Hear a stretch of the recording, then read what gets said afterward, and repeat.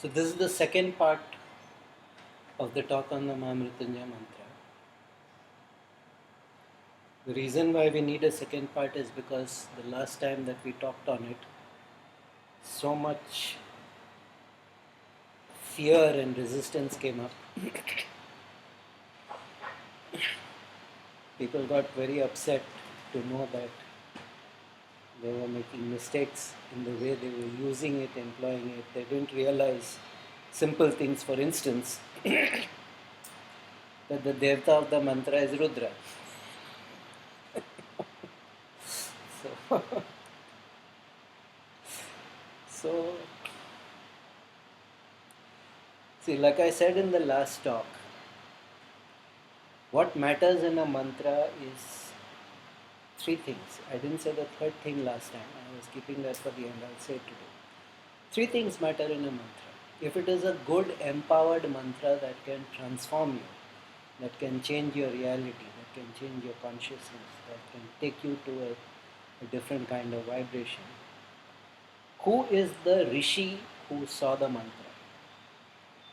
Who is the originator of the mantra? Who is the first person who saw the mantra? Who is the devta in the mantra? Now all mantras don't have devtas, but most mantras do. Who is the devta? Who is the god? And the third and most important thing is, this is something that hardly anybody knows. For a mantra to really work, for a mantra to really transform, you need it to be nailed to you. Kila, there is something called a kilak. The kilak, the kila is that nail in the wheel of the cart, they put that over there and they bend it and then the wheel turns around that. So that mantra, when the teacher tells it to you, it has to be nailed. So kilak hona padta hai. This is classic mantra sadhana. This is the classic approach to a mantra. This is how a mantra really used to empower or impact a person. Now, most people, they listen to whatever CD of the mantra they hear. Most of the time, the mantra in the CD is sung in the wrong meter also. It is not even sung appropriately. There is hardly ever any mention of the devta of the mantra. There is hardly any mention of the rishi, the originating rishi, and kilak to dur ki baat hai. Because the kilak has to be nailed into your pranamaya kosha. And for that you need somebody who knows what he or she is doing. When you are taught the mantra, it would always be repeated into your right ear.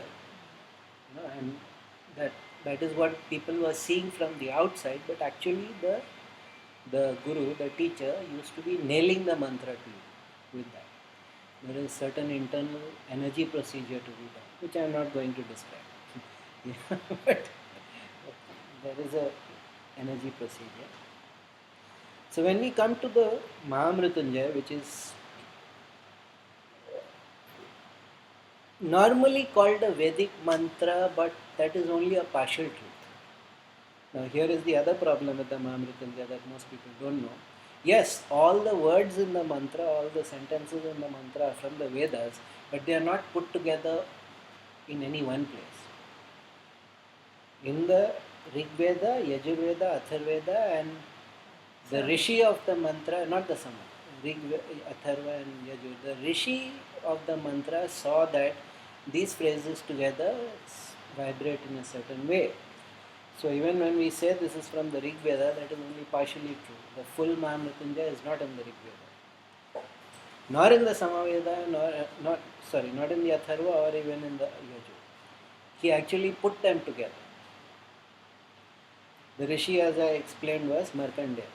Now, we need to know something about the Rishi of a mantra, because the story, the origin story of a mantra is always tells us something important about. So, there is a mythological story, but myths are a sort of inner wisdom. Myths are the wisdom of the body, how the body functions and works. The myth kind of explains that. So the myth says that Markandeya was a rishi born to very devout and spiritual parents. They actually didn't have any karma to have children. Now this is one problem. If you are very spiritual, then your biological karma burns up first. You can't reproduce. The karma, the physical karma of the body to have further generations, unless you do certain tricks, that is the first thing that goes. Now, when I was 7 years old, I knew that I'm not going to have children. That was actually the first warning sign. Though, of course, because I am naughty, I keep saying, insofar as I know, I am not aware that I have any children. And that is just because I see the shocked reactions on people's face. I find that fun. But that was the first. How does a 7-year-old boy know that he's not going to have children? And I can tell you, it was like diamond. It was glittering in my mind that you're not going to have kids.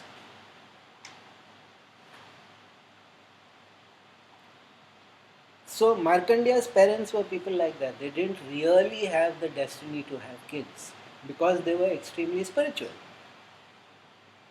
But the father did a lot of Shiva sadhana until Shiva was forced to grant a boon. So he gave an option. You can have a normal child who will live a long time, but he will be stupid, or you can have a brilliant child and he will go after 16 years.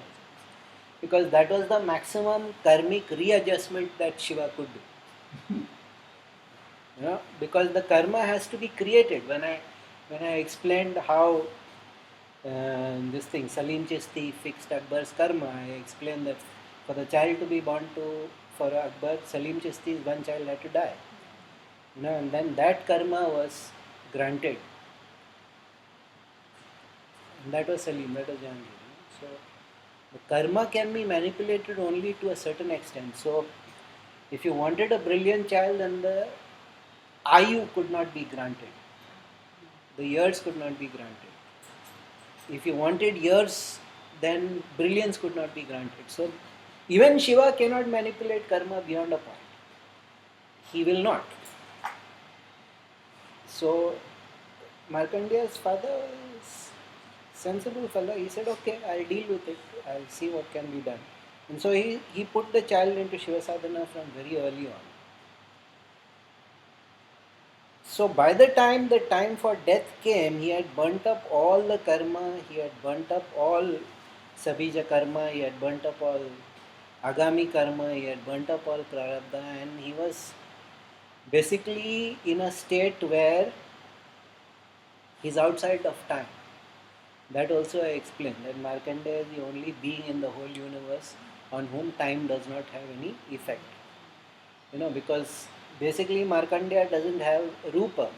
It is only when you have rupam that time, only when manifestation takes place, time begins. I explained that in my talk on Nataraja, yes? The Anuswara, what is that moon? The moon is a symbol of time. Anuswara, when you use sound to manifest the universe, when manifestation happens, that is when sound begins.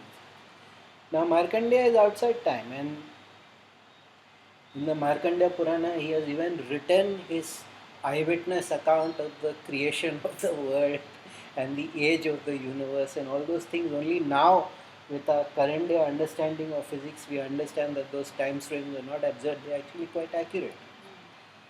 And those descriptions of how galaxies come into being, worlds come into being, they were not fantasies, they are also pretty accurate. So it's one of the funny things. But Markandeya, because of his sadhana and because, the mistake that Yama made. Now Yama means, literally Yama means the limiter, the restrainer. So Markandeya, Shiva allowed him to defeat Yama, which means that Shiva made him limitless. That is what it means. It doesn't mean that Shiva jumped out of the lingam and kicked Yama away. That is one way of seeing it. In South Indian temples you saw, in Chidambaram all of you saw that there was that sculpture where he's coming right out of the lingam with his foot on Yama. But basically when he says that he destroyed Yama,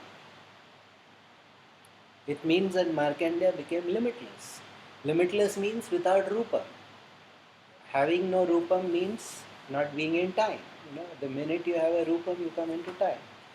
So you need to understand these things, and Markandeya is a very unique person, and that is why he figured out that these verses put together could create a certain impact. Now I explained how the meaning of the words don't matter so much as the vibration of the words. Yes?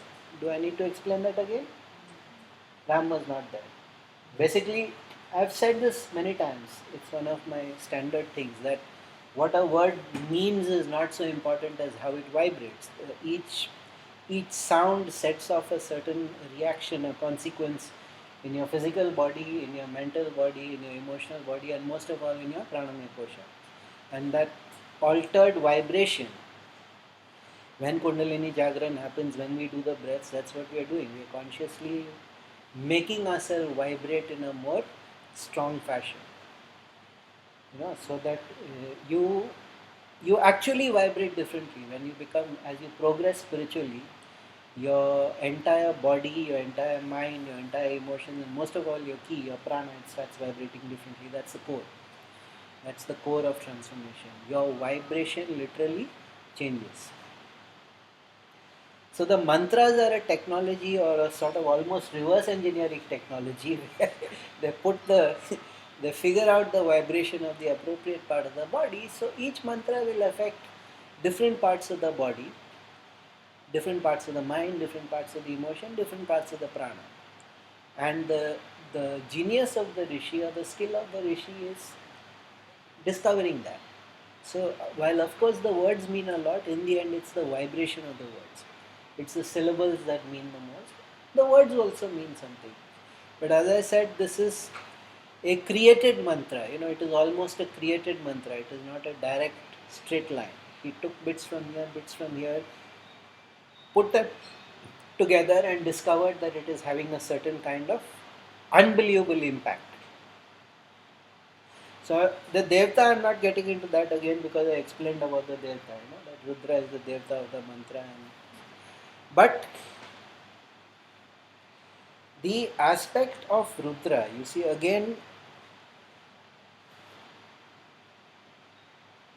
you think of Nataraja, you think even of the meditating Shiva, they are all still things that can be controlled.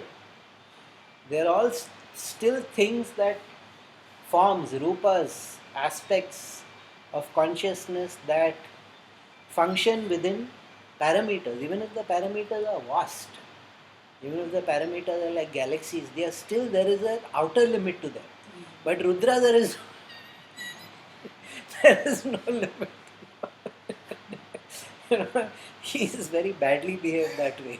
He does not he does not tolerate imposition. Limits, what do you mean? Not a possibility. Would we equate that to space?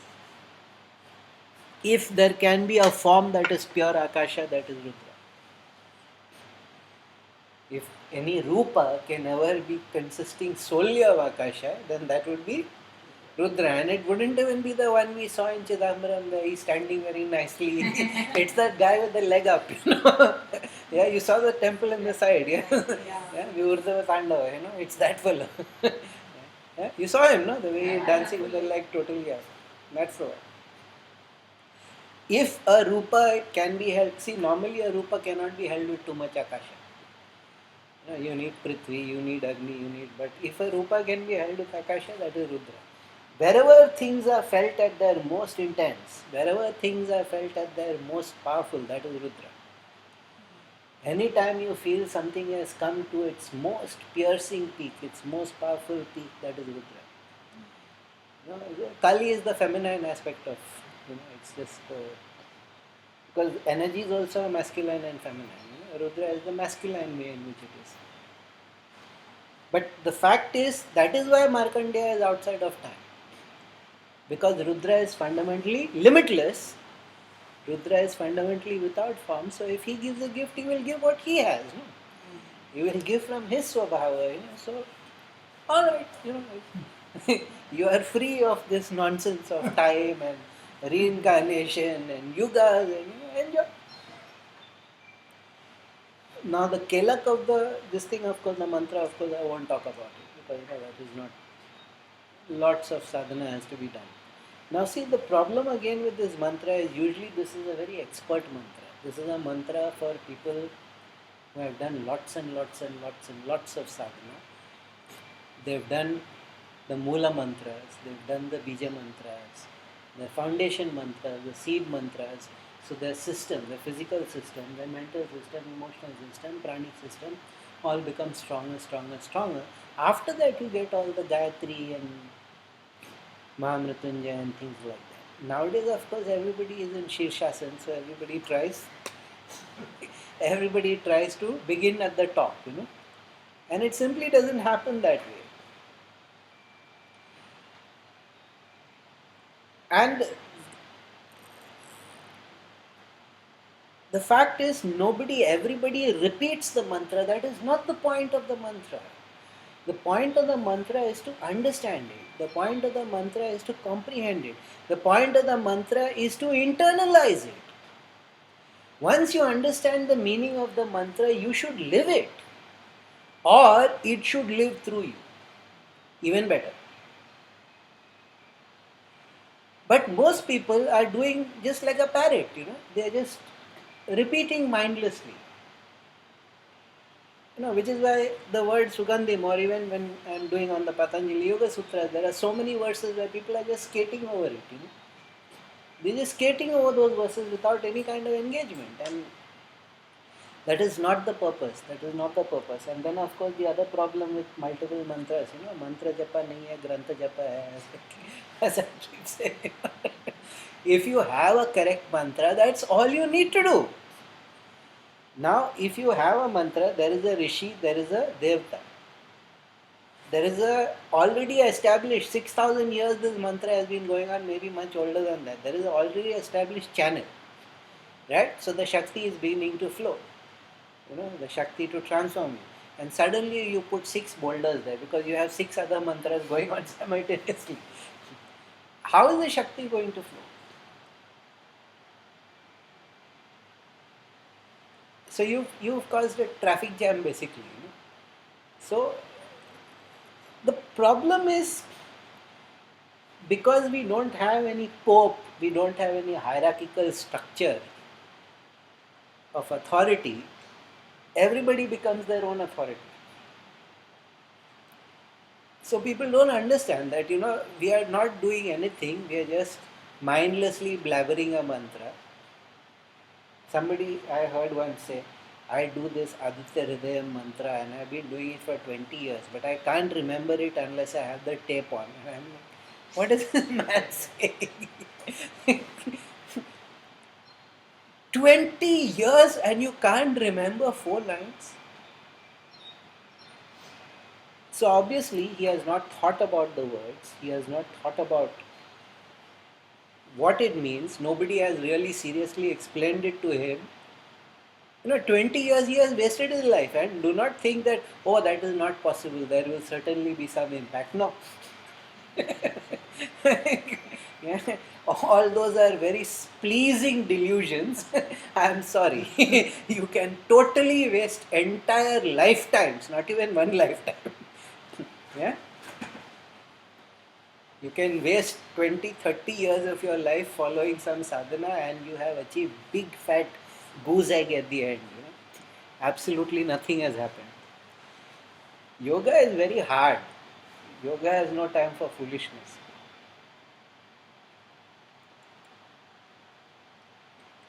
So, if you understand Markandeya, if you understand the nature of the Rishi,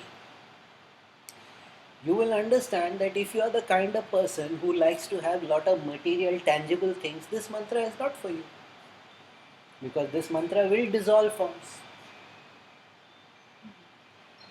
You will understand that if you are the kind of person who is very rule bound, very systematic, this mantra is not for you, because this mantra dissolves all these. You become very fluid.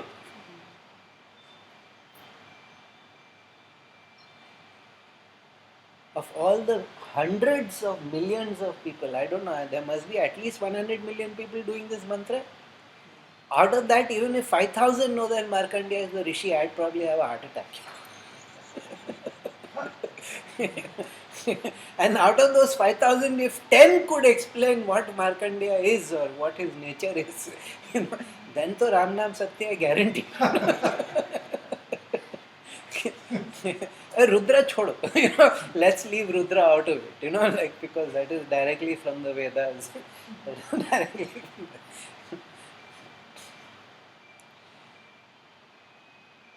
So I get sometimes quite frustrated because people do these things and then they say there has been no impact. There is no use for the mantra. I've been doing for so many years and the mantra is not. Now, you don't know how the mantra vibrates. You are not in a state of vibration where you can bring yourself to vibrate in harmony with the mantra. But the mantra is. So, this is all the workings of ego. These are all the mind playing its tricks. It doesn't have anything to do with the mantra.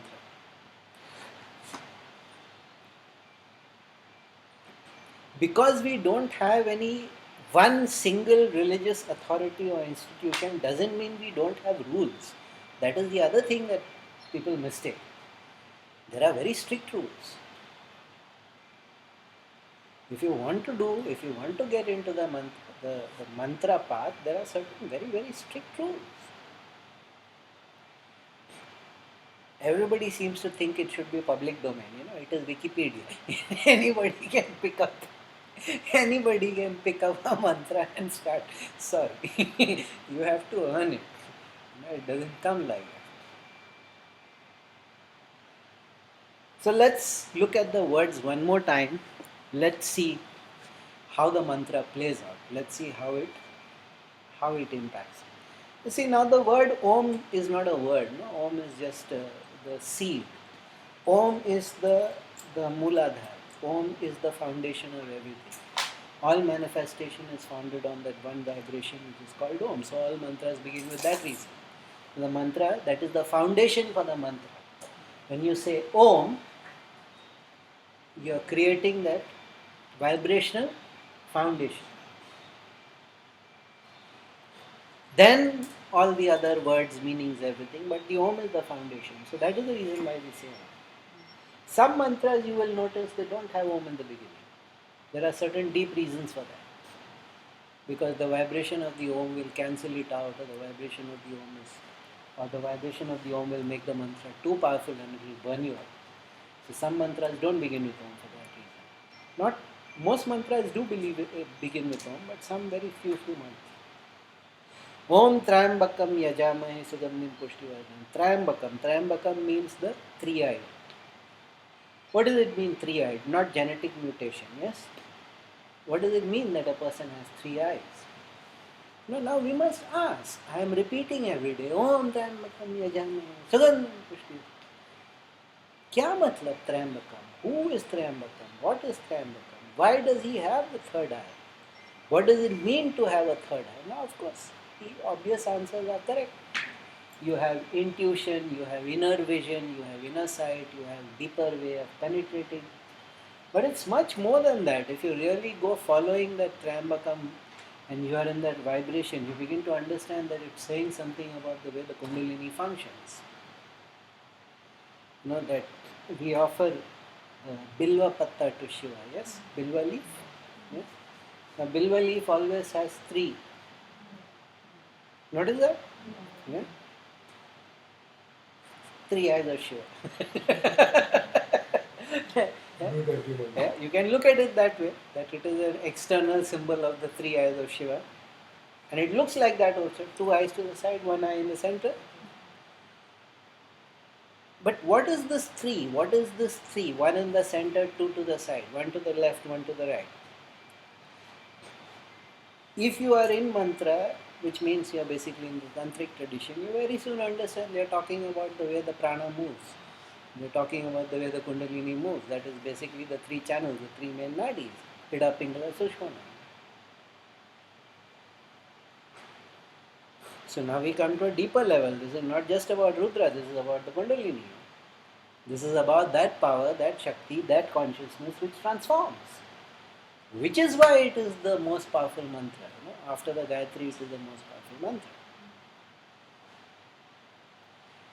So the rishis have no time to sit and patiently explain to you. They will give it to you, you figure it out.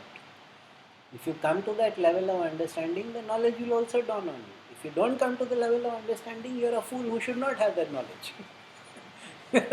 So that is why they would use these secretive. Now Yajama is very simple. We worship, we adore. It's very simple. I explained about Sugandhim. We'll come back to Sugandhim. That the core of the mantra is in that word Sugandhim. Pushti Vardhanam, we come back to Pushti Vardhanam only. Urva Rukham Iva Bandhana, Mrityur Moksha Mahamritunjaya. Urva Rukham, as the cucumber falls. Why does the cucumber fall? Because it's right. Because it's right. But do they say that it falls? As the cucumber is released from its bandhan, from its limitation. What I have been saying about Markandeya, what I have been saying about limitless. So, very clearly they are telling you, bandhan se mukt hota hai, ye mrityu se mukt kahan se? Where have they said that?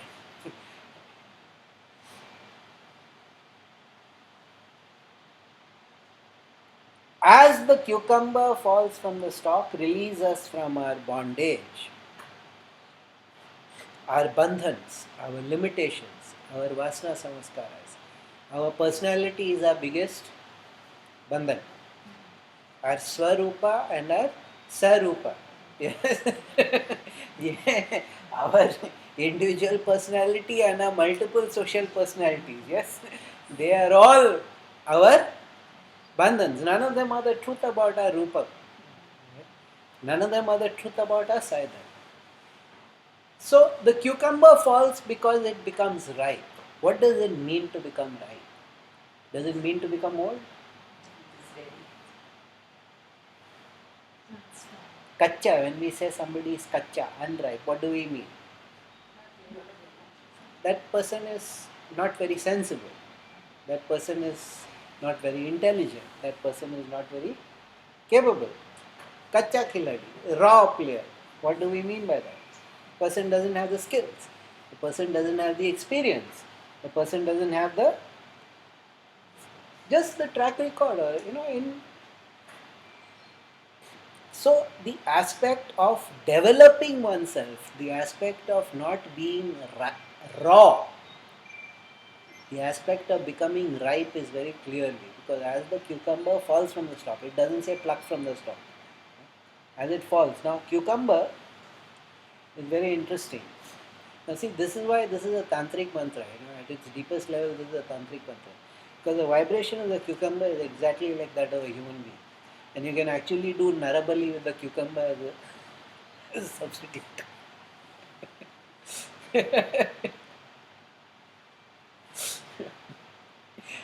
Probably from this mantra they figured it out. Why did he say Urva Rukha? Why did he not say mango, tomato, apple? Whatever the... Why did he say cucumber? So somebody must have done some experimenting with the cucumber. And he figured out, this is exactly Manava vibration. This has the same kind of vibrations as a human being. So we can do like a safe Narabali with that.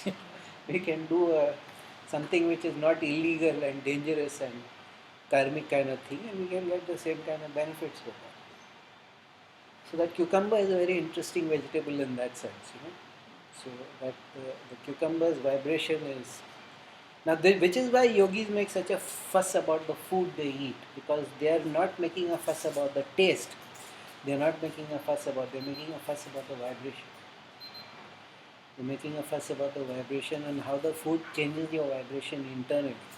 The cucumber is always the best part of the salad, yes? Yeah? Even you take it out of the fridge and you eat and everything, cucumber feels nice always. That is the reason why. Vibrationally, the cucumber is very important. It's just a side effect, but I am saying they don't communicate any one thing. If they say that cucumber, then you are expected to think about cucumber. You are expected to eat cucumber. Think how you feel. You are expected to engage with every word. There is a reason why. Urva rukhamiva bandhana. Mrityor moksha mamrita. मृत्यु से मोक्ष तक मुझे ले जाओगे, अमर बनाओगे. From मृत्यु I will be taken to the level of moksha, Mahamritunjaya. I will be made Amar. Where in the verse is it said you are not going to die?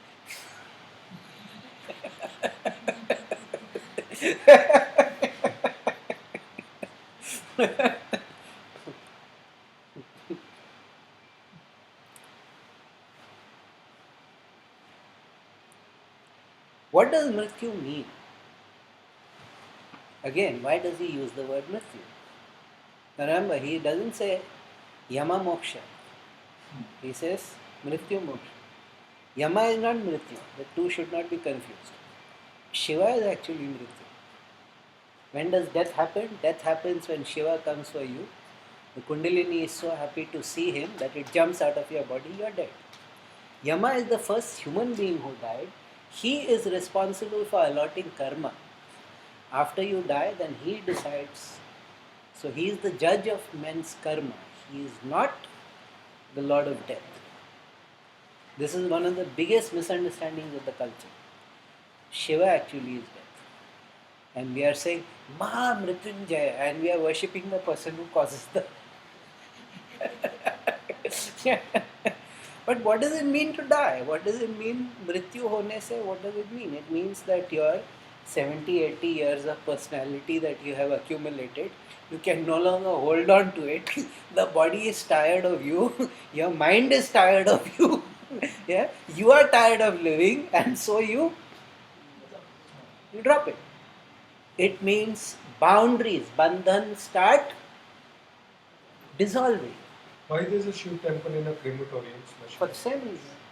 Because the boundary is dissolved. And because he is the actual Lord of death. You die when your Kundalini leaves you. Till your Kundalini leaves you, you don't die. Your body can be shattered into 1,000 pieces, but you won't die.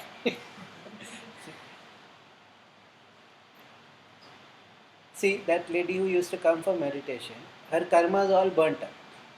So there is no way that she can maintain waking consciousness and waking functionality. So she had the stroke. But death is not yet happening because still the Kundalini is. Her Kundalini was very strong. That's why all the karma burnt up. No? Now, because she didn't have the people to give the right advice, they didn't know the tricks to keep her in the body. Okay, multiple reasons. But when death happens, it means that all the limitations that we take for granted and call a life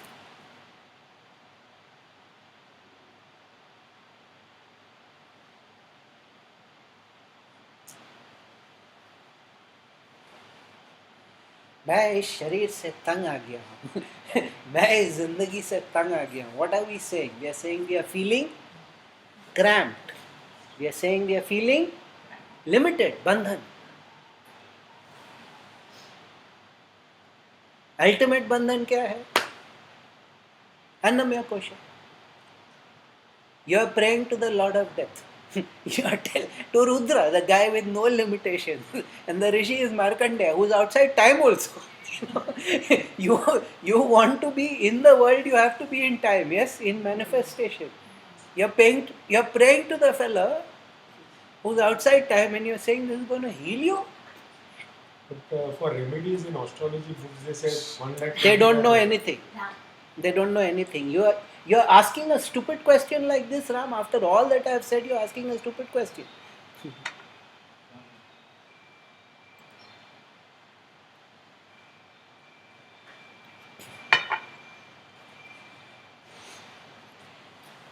Mrityur moksha. What does moksha mean? Again, he has not said Brahmagyan. He has not said Jivan Mukta. He has said Mrityur moksha. See, these words are part of our culture. That is the problem. Nobody thinks of them. Mrityu means there is one fellow sitting on a buffalo, big black fellow with a with a gada, and he will do with big mustaches, and he'll come and you know, it's the culture. And what actually happens, what yogis actually know, what rishis actually know, nobody is interested. So the word mrityu is completely misunderstood. Mrityu is not even yama. Here is the clearest. Yama is the restrainer because he allots your karma, he creates your boundary, he creates your bandhan. उसीलिए उनको यम कहते हैं. वो आपके कर्म को limit करता है. He limits you, he limits your karma, he limits your potential. Shiva is the one who says, all right, we can open you out. Yama is the limiter. Because if all your karma is released simultaneously, you will fry on the spot, and then there is more karma to deal with.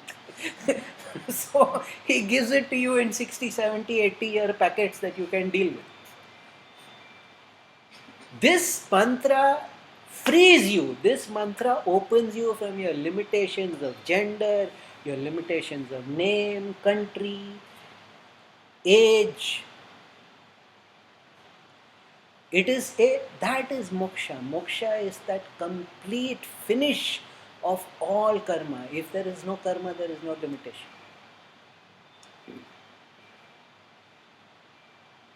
Moksha, of course, means that you become enlightened. You've burnt up all your karma. Very often people become enlightened, but they are not yet moksha prapt nahi hota hai. Because residual karma is left. Moksha basically means karma no longer functions. So in that sense it is correct. The story of Shiva fighting with Yama and kicking him away is correct because Yama is limitation. Limitation is karmic. Shiva comes to remove your karmic limitation. From death lead me to immortality. It's not so simple. It's not so simple that from death lead me to immortality. If you die, you are no longer having any limitation.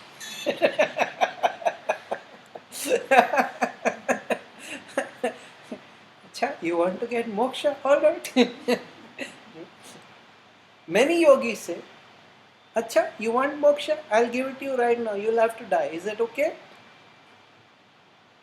Even in all our Puranic stories, whenever there is an avatar or Durga fights somebody, Kali fights somebody, Shiva fights somebody, that Asura is given moksha. How are they given moksha? They kill them, yes? So where does it mean that Mrityur Moksha means liberation from death? It can probably mean liberation through death. In the whole culture, the way moksha prapti, yes? God comes and kicks your ass, that is when you get moksha, yes? This is what I am saying. People just don't look at the words. They don't look at the context. They don't look at what is being communicated. Because the human body is a limitation as it is currently constituted. People like Aurobindo and all are working to make it into a more energy-based body, so that then we can live 400, 500, 600 years old, and without all these limitations, without all this wear and tear, without all this old age and senility and all our affirmations, basically. So, to come to that state of consciousness, to become Amar, means that you also, like Markandeya, are now outside of time.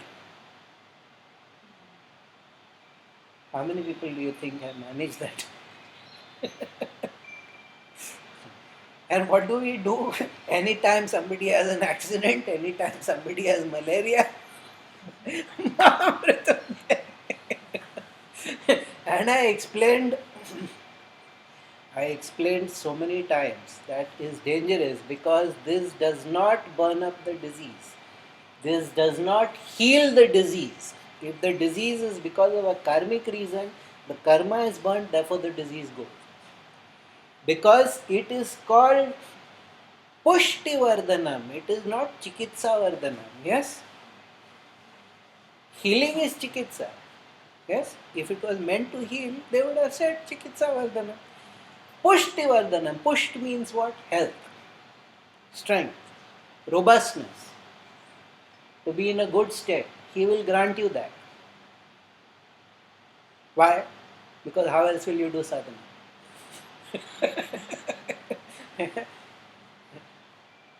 So yes, this mantra, if practiced, now this was the positive side of the mantra, which nobody gave me a time to say only, chance to say only, because everybody was in such panic, and I think there was some small element of guilt also, because 2-3 people may have killed with the chanting. In my personal experience, I know 2 cases where the person went into the operation theatre or had an accident, whatever, and people started this up, and I'm like, you are going to make arrangements for the crematorium very soon. So the kind of panic-stricken response I got, the kind of oppositional response I got, I couldn't speak of the.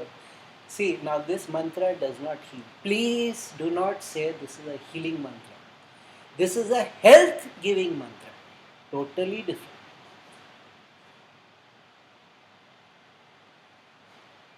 No yogi will go and heal somebody unless there are very, very good reasons. I've spoken extensively about that also. This is a push. Yeah, this is something that makes you push. So yes, if you want to improve your health, but understand this is a moksha mantra, highest level of mantra. What is the fastest way to give you moksha? Burn up karma. What is the fastest way to burn up karma? Burn up everything in your life.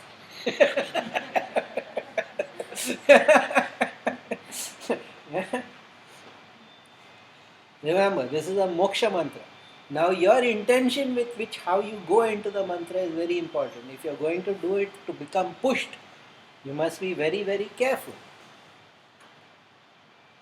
Also, it depends if you are given. Sometimes, in very rare cases, I have seen that yogis give that to people who are physically weak. They can't do the sadhana, they can't do the pranayama. So, in those rare cases, they give them. And people say, "Arey, healing, see, healing has happened." No, chikitsa has not happened. pushed kar diya, the strength comes in the person. So yes, after the operation is over and the person is in recovery stage, and we are sure that now, life is decided to stay in the body, it is not going to exit at the first chance it gets. That time, if you want, you can start doing. Even over there, I wouldn't, because there are so many other simpler, easier methods. Because at the core, this is Rishi is Markandeya, Devata is Rudra. You can't get away from that. You can't get away from that. Now, spiritual communities love this. Spiritual communities, most of the people have already done their funeral. When you become a sannyasi, you have to do your own kriyakaram. You know that? You have to do your own antyeshti. Then, that you are dead, you are burnt. So, after that, if the karma burns up or doesn't burn up, what does it matter to you? So, in ashrams and all that, people do bindas all the time, naturally, because, they have finished. They have made the choice. We are out of the world. We are not going to live in the world. We are out of the whole sansarik. We are out of the whole grihast. They can do. And the people doing it are all brahmachari people connected to the ashram, the sevaks. They don't have the kind of impact that it will create on a person who has to run a household or a business. It won't have that same impact. No? So to bring the example that people in the ashram are doing it, therefore it is fine. No, it's not.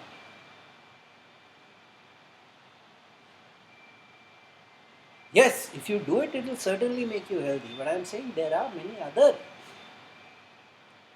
There are many other. See, the reason being that I have become like a mantra drashta myself. If I look at a mantra, I know how it vibrates. I can see into the mantra. That is what it means. Drashta. I can see into the mantra. So when I see the sheer power of this mantra and I see for 2000, 3000 years it has been used only to burn up karma, all those other Pushtivardhanam aspects.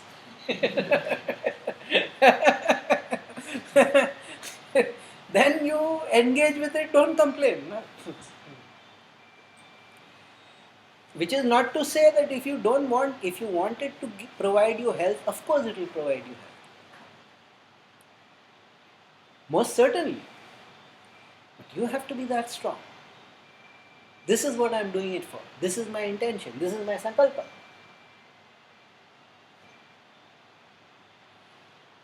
Sugandhim Pushtivardhanam. See that word Sugandhim is that oddest word. I spoke about this last time also, but it is such an odd word. Where in the middle of a Vedic mantra you are telling God, oh you smell so lovely, you are so fragrant. अच्छा perfume मार के आया है भगवान आज आपसे बदबू नहीं आ रहा है because Shiva dresses in animal hide, so it must be stinking, no? Rather Rudra. Shiva is very classy fellow. He wears silk, So, Rudra wears those animals. You're calling him Sugandhim. So, Markandeya is certainly one of the most awesome beings the universe has ever seen. If he says that word is important, that word is important. So I started thinking about it. Why Sugandhi? Everybody just says, oh, fragrant, and then they are onto the main thing, Mrityu or Moksha. Everybody grabs hold of that and twists it out of all understanding. Sugandhim का क्या मतलब है? So that Sugandhim word I realized was very important because Sugandhim means that the vasanas are overcome. Vasana means literally smell, even though it means the habits of karma that you form, and then it becomes a vicious loop. The habit makes you do karma, the karma deepens the habit, and then the samaskaras form, and then you get into neural pathways. I have explained all that, But Sugandhi meant, the other thing is that Rudra is very clearly mentioned as a healer. He is a granter of disease and a granter of. So that one mistake actually, that because Rudra in the Vedas, one or two verses, plus as I explained, this was a physician's mantra. But I also explained that the physicians knew the trick of removing the karma. But that word Sugandhim is very important. To be fragrant. Sugandh. Which means if you do this mantra with that kind of correct understanding, then you will have only good vasana samskaras. If you don't want the mantra to burn up all your karmas, you can hold on to that one word. That word becomes important, and then you can have only the good vasana, the sugandh. You can have the good. And also that the sugandh is like the Ayurvedic pharmacy, that where the. But that word has so many implications, because see, the rishis are beyond anything we can comprehend. So if a rishi uses a word, he doesn't put it there to time pass. Yeah? He doesn't put it there because he thinks, oh, it is so nice, Acha, one word is less, what can I describe God? So then he puts it there because it has certain vibrational impact. It has certain vibrational quality. Just like Trayambakam has, I explained, I just gave you a little clue. If you can discover it on your own, well and good. If not, not yet time for you. That word Trayambakam means something. It means something much, much deeper than having three eyes and stuff like that. At a vibrational level, it has certain impact which is unbelievable. So when you come to these mantras, before practicing a mantra, you should understand it. You should look at each word. You should look at each word, each syllable. Of course, most people don't have the skill. They just can't break down the syllable and see, okay, how is that vibrating in me? Shri. Shri. How does that vibrate? immediately sets up a certain kind of vibration. It's a healing vibration. Read, the hard, difficult, that's a dissolving vibration. Now, most people, they will say, Rim Shim, Rim Shim, Rim.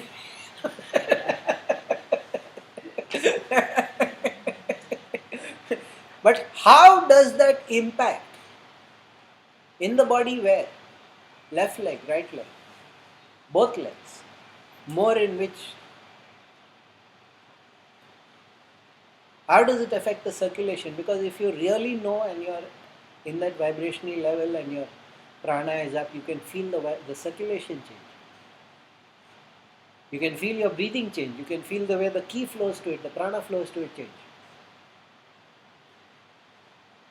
So you instantly know, good for me or not good for me, because all mantras are not for everybody. There is no such thing as a universal mantra, by the way.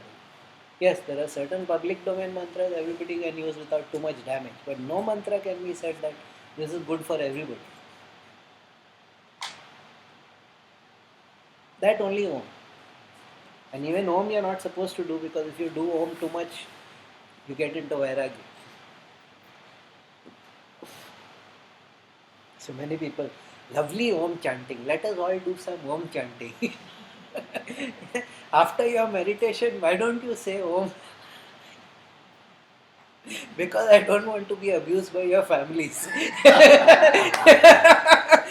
Ever since our person has gone for that Takla's meditation, not interested only in doing anything at home. 100% guaranteed. If you do that, it's very easy for me to do Om, but I know what Om does. I know what each and every Trayambakam. I know what that means. I know how that vibrates. Om Trayambakam Sugandhim Pushti Vardhanam. That is the real power. Because now we have broken it down into the vibratory components, into the bijans. Urva, Ruka, Neva, Bandhana. Mrityu, Moksha, Ya, Ma, Ra, Ta. I'm saying suddenly it has no meaning. Yeah? Suddenly it has no meaning. And my third eye is gone bonkers because I said it in that way. So every time you do a mantra, try and see how does it break down into the syllables, and see if it has some kind of impact. I mean, it's a very complex and tedious process. Most people don't have the time to learn it. There is a way to learn how the mantras vibrate in you, how the mantras. But you saw when I told you in that way, suddenly the words have no meaning. They have no meaning at all. Yes, of course, Mahamrita means something. Mahamrita means that I will become immortal. You can become immortal in so many ways. But most people think becoming immortal means this body that I currently have and I am so deeply attached to, this will continue. Yeah. That is our notion of heaven, no? That in this body we will go up there and we will meet all the people we love. I'm like, okay, at which age?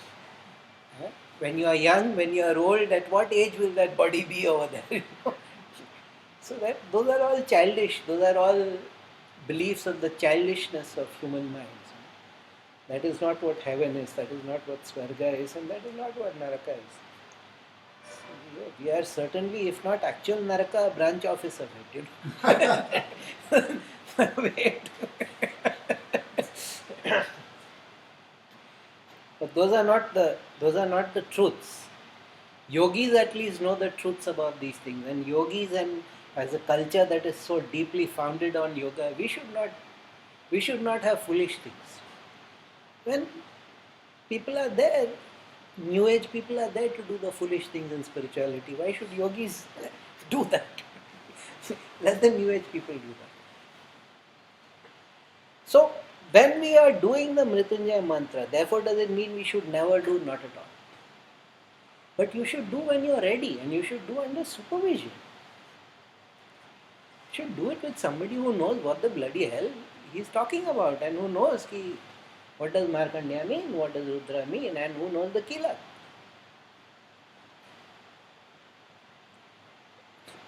The problem is, if you do such a very powerful mantra which has been going on for thousands of years, at least 6,000 years, at least,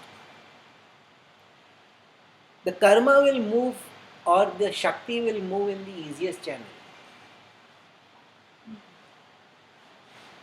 And if the easiest channel is to just burn up the residual karma and release the soul from the body, that is what it will do. Now, to use the mantra for healing requires you to be in a certain frame of mind, requires you to be in a certain frame of emotion, not healing. It's never actually ever used for healing. It's used to remove the karma. As I keep explaining, it's not a chikitsa mantra, it's not a chikitsa mantra, it's not a chikitsa mantra. For Pushti Vardhanam, if you want to get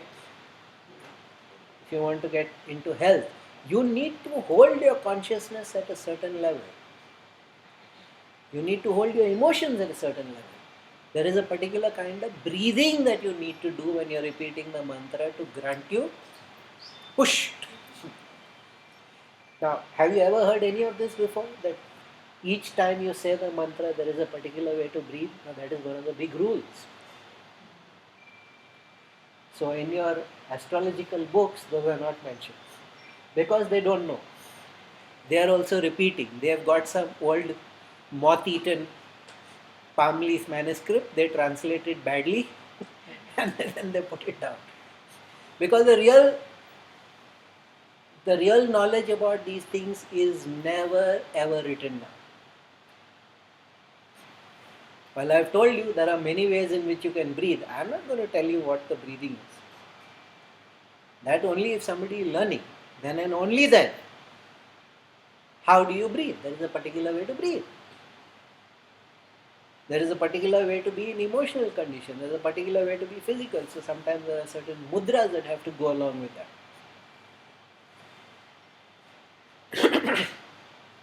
The reason why physicians, Veds, used to use this mantra was it was very fast method. They could get the job done very spectacularly fast. Then, like I said, there was so much internal process work which was secret. After going home, he had to do some meditation and he had to do some kind of cleansing work and everything. Nobody sees that. They only see that he came over the patient and he did this mantra and that was that. So, I'm not blaming anybody, but at least when somebody tells you all the complexity involved, please be a little open to it, instead of the immediate answer is in the book it is written, on the internet it is written. You go listen to the book and the internet. Why are you wasting my time and your time?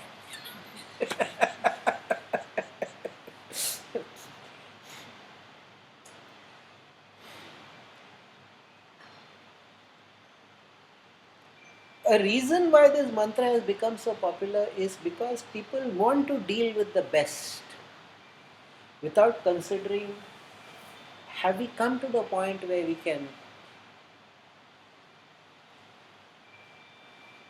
there's a whole ego driven. What is the greatest mantra? Teach me that.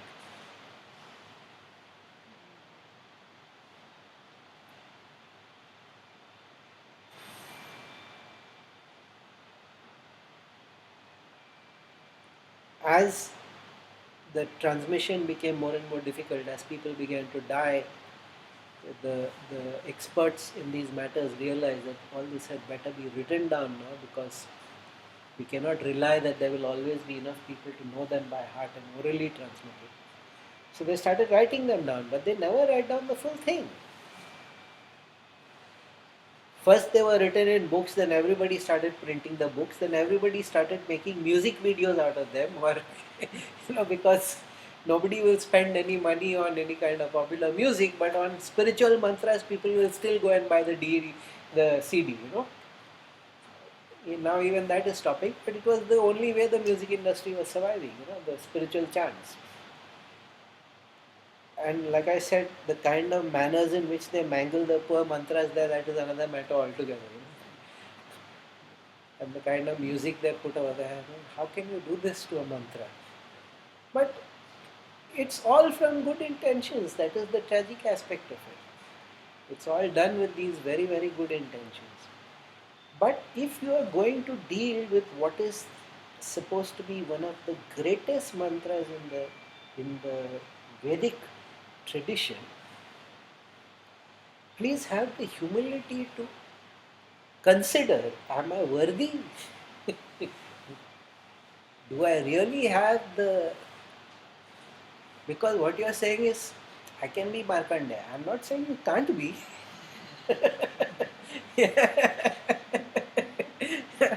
I'm not saying you can't be, but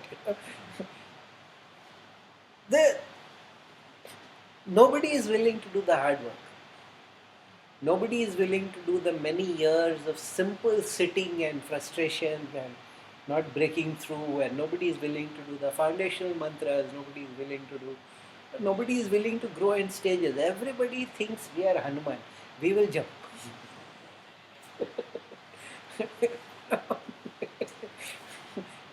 Hanuman, because of multiple good karmas and the fact that he is an avatar of Shiva, no boundaries, no limitations, so he can jump. But poor Rama, who's Hanuman's Ishtadev, he also walks. Yeah.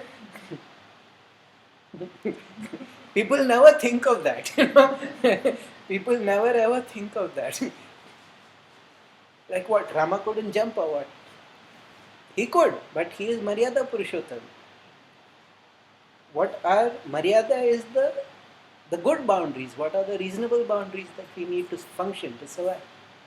Everybody starts jumping like a wild person. Society will break down. So he walks. You need to consider these factors, before you jump into. And this business of picking up a mantra from a book, it should stop. It's really doing damage. I mean, there's no point telling people to stop making CDs of the mantras, because they will. There's too much money involved in that, so people will do that. And it really doesn't cause that much damage. But I see Pratyangira mantras and things like that, and I'm like, are these people out of their mind? It seems so. But at least those who are in serious yoga should take mantras seriously. Those who are in serious sadhana should take. And there are so many lovely mantras which don't have this kind of earth-shaking quality. Why straight away you want to emulate Anjaneya? Jump to Lanka straight away. And he didn't jump to Lanka he jumped to Lanka to burn it to the ground. When Rama went walking after that, he gave the nice new government, everything. Lanka is still existing. That is the difference between going in stages and going in one shot. Again, people don't see that. If you jump to your goal in one shot, yes, of course you will attain your goal, but what is the consequence of that jump? Whole city up in flames, yes. So this is again the other problem with mantra sadhana. If they say do it in a certain amount, in a certain sequence, there are rules. It's not like 1,25,000 times or 21,000 times and you can do it all in one non-stop. That doesn't work either. It has to be broken. Because when you're doing a serious mantra like this, the vibrational impact of the mantra starts changing your body. Your body has to have time to adjust to that, to accommodate it, to assimilate it. Then you can go to the next level. So just starting up the chant non-stop, or in my house it is always playing. I'm like, okay, Lanka.